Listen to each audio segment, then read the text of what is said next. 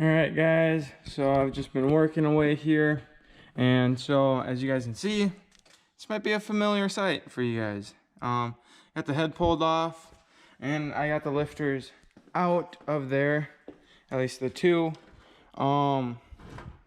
This one was stuck in there again.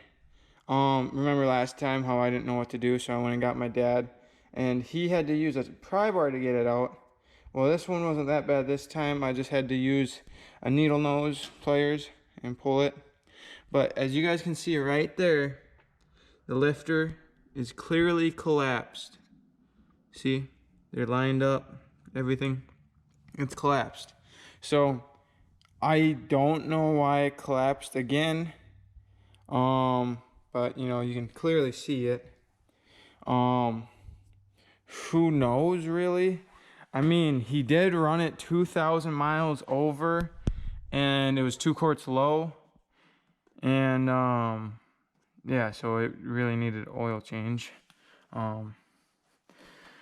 Look, yeah. So there's a good look at everything. The last time I did it, I don't remember the coolant making such a mess. But, oh well. You know, that's no big deal. Just gotta clean it up. And drain the oil. And then it'll be good to go. But yeah. But anyways, I'm just gonna slap another lifter in it.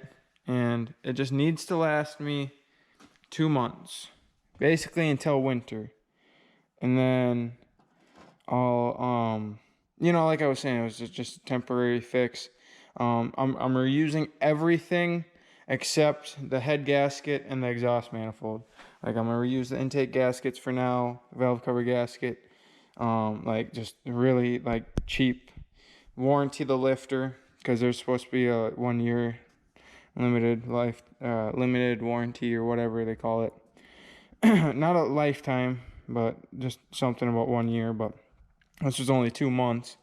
And then, you know, just slapping it back together for now.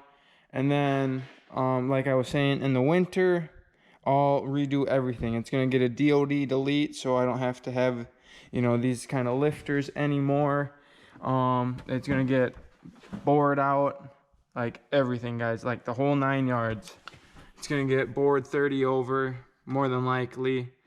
And, this thing's going to get hopped up. So that's why it's just a temporary fix, and if it happens again, then oh well. Like, this motor's getting fully rebuilt, so just gonna, you know, extend her lifetime just a little bit longer, you know, let her ride her will, and you know, all that good stuff, and then pull it out.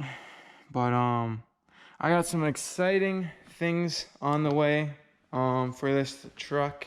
I ordered a few things today. It is on the hoist still, so it's not fully down, but it's not staying like this. I'll let you guys know right now. So I'll leave you guys with that to think what you want. And then I was also looking at the front here. So the trailer messed it up pretty good right here. Ignore that. And then it's cracked right there. It's cracked right here. Dent, a little bit of rust. And then over here is all gouged up really good.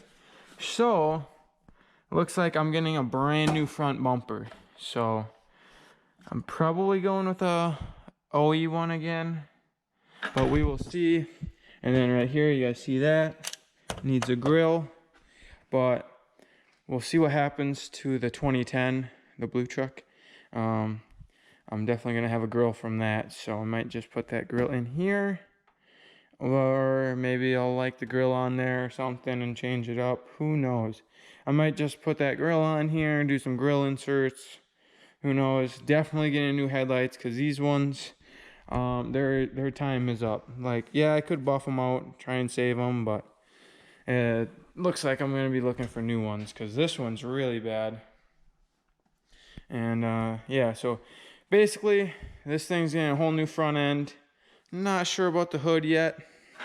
I do kind of like the hood over there, but I already said that's going on the blue truck, so I can't take that. And I know I said I was gonna build my bumpers for the blue truck last night, but it got, well, I just didn't feel like pulling my truck in here because I opened it up, I looked at the papers, and it's like, make sure you tack it on the vehicle for the proper fitment so that you don't have any issues. Just like, yeah, I definitely don't want to mess that up because those were expensive. So I'll probably do that this weekend or whenever I find time to do it. Definitely want to get them done and then everything painted really soon, but I'm still waiting on my 2 other parts still. I don't think either of them came today, but yeah. But now, since I got all that off, showed you guys what a collapsed lifter looks like. And yeah, I know that someone makes a tool that you can pound on it and unstick it so you don't have to pull the head.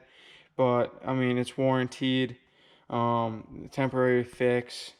Well, so is that, but you know, it is what it is. So this is why I'm just doing it my way. And I actually have to run to work because for the head studs, torquing that and stuff, like if I remember correctly, one of the steps there's degrees, and so I'm just best off going to work, getting the digital torque wrench, and I'm doing it that way. But yeah, so here's the update, and everything came off pretty nicely. There is that one manifold bolt that is a pain.